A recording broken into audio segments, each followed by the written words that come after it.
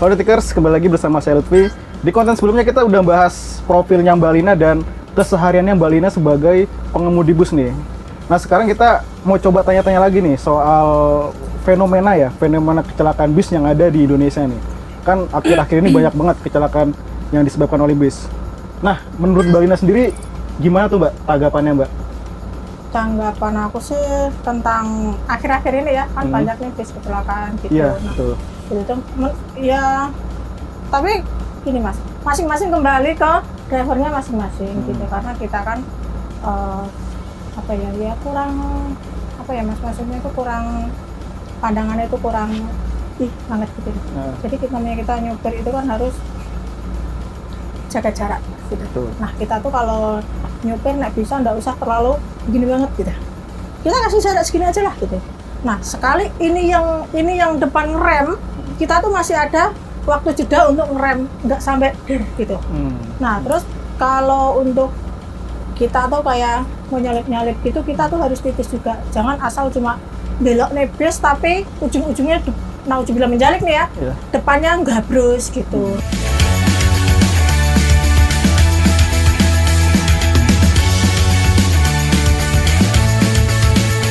Nah Mbak, kan selain banyak kecelakaan akibat supir bis ugal-ugalan ya, ada juga karena rem blong ya. Nah, kalau Mbak gitu. sendiri melihat fenomena ini gimana Mbak? Ya banyak juga sih. Untuk sekarang ini, ya rem blong itu juga ada. Nah kalau untuk kita di Agra itu, kalau kita mau berangkat gitu, kalau aku bukan kita ya, aku naik bis nih, duduk di setiran gitu. Nah aku tuh tanya ke konekku, Pak, piye aman gitu kan? Ya Mbak aman, ya harus berangkat ya. Iya Mbak. Nah, terus lihat dulu ke depan nih, ke panel-panel yang depan ini. Nah, ini kalau ada salah satu yang nyala, pasti muncul nih nyala gitu lampunya apa-apa. Nah, kalau sampai ada yang salah satu nyala, pasti aku tanya, Pak, ini kenapa ya kok nyala gini? Oh nggak apa-apa Pak, itu cuma angin, nanti diisi depan sini ya Mbak. Oke, nah itu aman.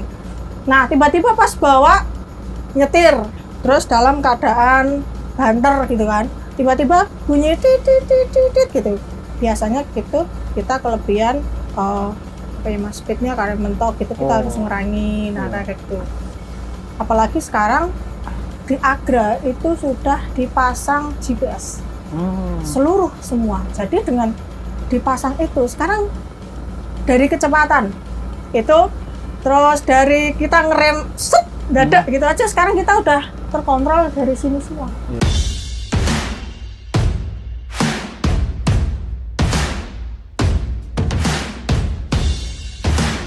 Nah kalau untuk ini Mbak, soal kecepatan bis ya kan masih ada nih driver bis yang mengemudikan bis secara ugal-ugalan ya. Itu kenapa sih Mbak masih ada driver yang seperti itu Mbak? Ya pasti banyak lah, apalagi di plus 62 itu kan pasti ben dibilang kayak banter banget kayaknya, padahal dia sendiri nggak mikir bahwa kecepatan yang dia bawa, kecepatan yang dia injak itu membahayakan belakangnya, membahayakan depannya. Betul. Dan membahayakan penumpang kita gitu. Ngapa sih mesti banter-banter gitu? Kita banter pun paling selane jeda waktu sampai kita itu cuma setengah jam gitu. Terus ngapa? Coba kita bawain santai tapi tepat waktu gitu. Jadi penumpang tuh aman, penumpang tuh bisa tidur, penumpang tuh nggak deg-degan, bisa istirahat di dalam bis gitu. Nah, kalau Mbak Lina sendiri kalau nyetir bis nih ya, kecepatannya rata-rata berapa nih Mbak? Di jalanan non-tol sama di jalanan tol Mbak? Nggak tentu juga sih Mas, lihat situasi jalan tol gitu. Kalau memang jalan tol memungkinkan ya bisa 100 lebih gitulah. Tapi kalau bis Agrama sendiri ada limit nggak sih Mbak kecepatannya Mbak? Ada. Ada limitnya ya? Ada limitnya. Makanya di Agra sekarang tambah dipasang GPS, semakin tahu kita limit gitu aja sampai bunyi sini tuh udah pasti udah negur. Negur ya. Karena ini kan lagi proses semua, tapi udah dipasang di berapa puluh gitu. Itu udah dipasang memang begitu.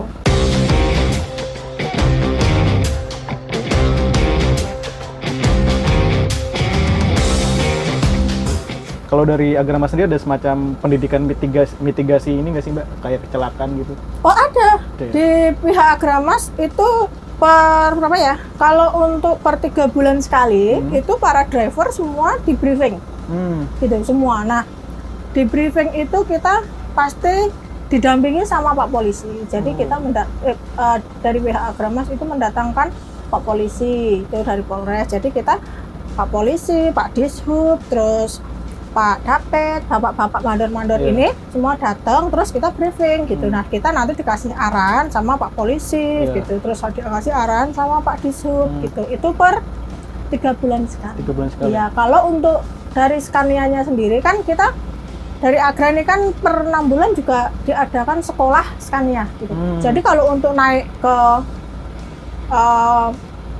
dari Mercy gitu ya, ke Hino naik tingkatan ke Scania itu disekolahin dulu sama sama Agramas. Jadi nggak langsung gini Mas, aku gitu langsung bawa bis Scania gini, enggak. Itu juga aku disekolahin dulu. Ada sekolahnya Iya, jadi kalau kita sekolah itu kan kita tahu caranya bawa tuh begini, caranya bawa bis ngeremnya tuh begini, nggak boleh pakai ini gitu. Itu didatangkan langsung dari UT Scania-nya gitu. Mbak, kalau dari tadi Mbak tuh yang materi briefing oleh Dishub, Polisi sama Agramas sendiri itu materinya apa aja Mbak?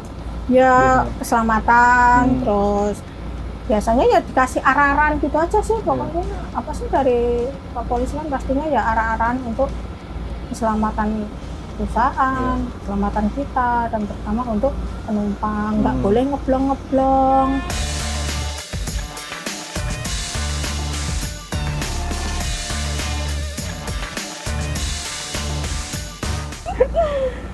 Mbak, kan Mbak Alina ini udah setahun lebih ya? Setahun ya jadi Setahun. driver Hampir setahun jadi driver bus ya? Maret besok ya. Itu bisa nggak sih Mbak ngerasain kalau mobil itu kalau bis ada kerusakan komponen tuh bisa ngerasain nggak sih? Ciri-cirinya gimana Mbak? Tergantung yang rusak apa dulu nih. Kalau kayak rem gitu kan, kayak aku pernah jalan nih, remnya aku rem nggak begitu pakem gitu kan, ngelos terus nih, jadi masih jalan. Untung nggak depannya nggak longgar gitu ya, jadi memang harus ngeremnya tuh nggak bisa set gitu, set tuh nggak berhenti bis. Jadi kita harus langsung pelan, semakin ngiring-ngiring ya udah berhenti. Terus Pak ini rime rapatin makem IPP, udah ditelepon sama kernetnya, terus orang mekaniknya didatangkan langsung di tempat itu. Jadi kalau rusaknya di tol Bawen gitu ya, mekanik dari Wonogiri langsung didatangkan ke Bawen. Kita rusaknya di daerah sini, mekanik dari Bambu Apus didatangkan langsung ke sana gitu. Jadi ya nggak nunggu lama-lama sih. Itu kan kalau dari kerusakan rem ya. Kalau dari suspensi ada ciri-ciri semua ada lah, pasti ada. Ciri-cirinya kayak gimana kalau suspensi? Kalau aku belum pernah. Belum pernah ya? Belum pernah. Tapi kalau untuk rem memang pernah. Terus angin itu pernah. Angin itu maksudnya apa? Angin. Ya apa ya Mas? Kan dari panel-panelnya semua kelihatan gitu. Oh iya. Gitu. Kalau kita ngeremnya apa kurang gitu kan muncul semua kan? Muncul semua. Nah itu aku tinggal laporan sama kakaknya, karena laporan ke kantor, baru langsung dikirim mekanik. Kalau memang memungkinkan jalan, mekanik langsung datang gitu. Kalau enggak ya kita langsung diganti bis gitu. Jadi didatangkan bis dari kantor mana yang terdekat. Kalau kita rusaknya sini ya didatangkan dari Bambu Apus ke mana yang Pali atau mana.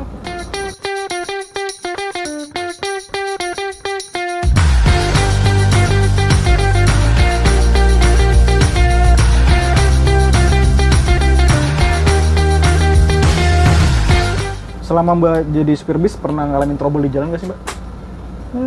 Pernah. Di mana tuh? Di Palimanan. Masalahnya apa?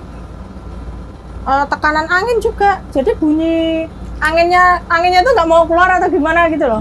Itu yang tahu kru posisinya berhenti, karena kalau anginnya nggak apa gitu kan, direm dia nggak mau berhenti bisnya Mas. Jadi angin yang di dalam tabung rem itu ya? Terus ya wes berhenti seketika, terus kita ditelepon mekanik, udah paling 1 jaman didandani apa sembarang jadi lagi gitu. Nah besoknya baru kita masukin ke Bogor, langsung servis Bogor gitu. Enaknya kalau aku di Agra gitu sih, jadi memang bisnya tuh benar-benar luar biasa. Untuk apa ya Mas, servis gini-gini tuh nggak harus nunggu rusak sek gitu baru didandani gitu. Emang senengnya aku di Agra tuh bisnya ki telaten gitu loh Mas. Perawatannya perawatannya itu telaten gitu, seneng. Jadi kita tuh juga jalan, aku nih jalan juga nggak was-was, Iya. nggak takut.